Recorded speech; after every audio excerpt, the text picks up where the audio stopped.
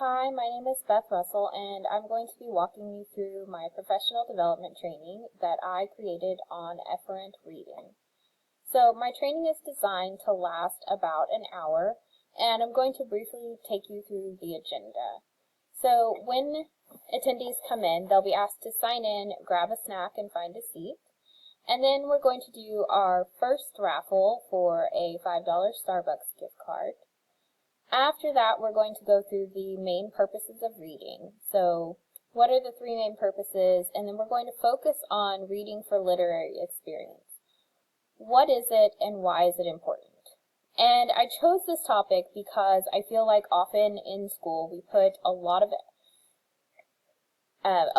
emphasis on reading to learn, and even when we're reading books from the library, reading to make points to win AR or some other reading program like that. And so I think it's important that we teach our students and model for our students how important reading for the joy of reading is. And so that's why I chose this topic.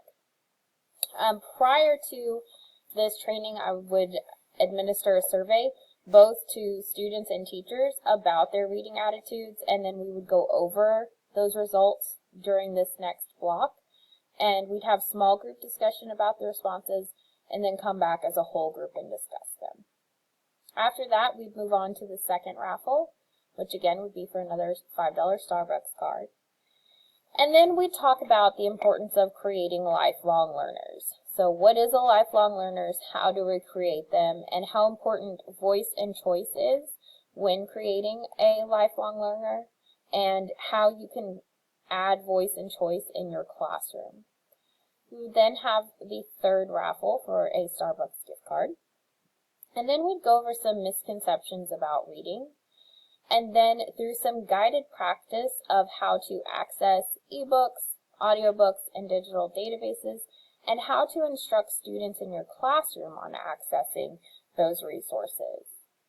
We would then explore some different genres, and then have raffle number 4 for our final Starbucks gift card.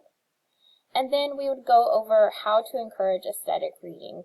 So we'd talk about using dear time, making sure that we're giving kids the choice of ebooks or audiobooks because we don't always prefer the same format as everyone else, about including library book giveaways and a library reading program that's like AR but doesn't include quizzes and isn't limited to certain books. And then about using book talks in your classroom to expose your students to different types of books than they're used to hopefully help them find something that will encourage them to read for literary experience. We will then review the handout and complete an exit ticket on the training, and then have a grand prize drawing for $100 in materials from Scholastic, and using book fair money to pay for that. I'm going to go over the handout that I'm going to give my attendees with you. So it's going to look like this. So if we scroll up to the top, it's reading for literary experience. What is this and how do we encourage it? So this is going to be printed in color and laminated so that teachers can hang it up on their wall. They have it as a reference, and students also have it as a reference. So what is it? Reading for enjoyment or for the experience provided by reading. How do we make it happen? Well, we give voice and choice. So we let students read what they find to be interesting. We don't just push certain types of books on them. If they want to read comic books, let them read comic books. If they want to read nonfiction articles, then they read nonfiction articles. If they prefer audiobooks, more power to them. Let them listen to books. It doesn't matter what format reading takes place in as long as it's happening. It also gives some digital resources for reading. So Follett, Storyline Online, Epic, Between the Lions, Bookshare, Dogo News, and the Tween Tribune by the Smithsonian.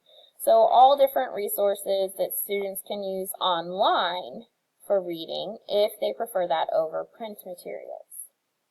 It then reviews the school-wide activities for reading, such as dear time, giving voice and choice, using non-traditional materials like audiobooks and ebooks, doing book giveaways, having a library reading program, and giving book talks. And then at the bottom it says, a love of reading creates lifelong learners. Because it really does. If you love to read, then you're going to continue doing that, and you're going to continue learning throughout your lifetime. So thank you for listening to my talk on my professional development. I hope you enjoyed it, and I hope you can see the importance of reading for literary experience and that you'll encourage your students to do that. Thank you.